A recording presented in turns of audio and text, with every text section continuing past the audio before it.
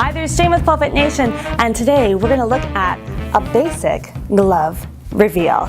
It'll look like this.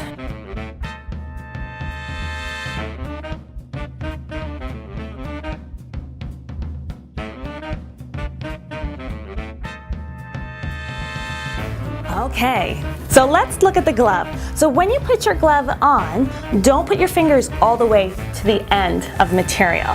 Leave a space at the end. So you're not going to push the fingers all the way to the end of the glove. You want to leave a little space, because I like to use my teeth when I take off my gloves.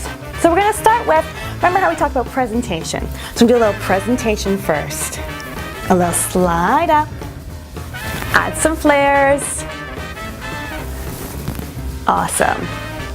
We're going to bring it across, and I like to use my teeth. So I'm going to do a little bite. And I always do the middle finger because I like to be cheeky with it. I'm going to do a little bite. And then I'm going to take my fingers and I'm going to go underneath my elbow. So I'm going to peel underneath my elbow. I'm going to take my finger and slide out. And release. So when you have your glove, you do want to start with your elbow, just to release in your elbow. I'm going to take a little bite and pull. And release.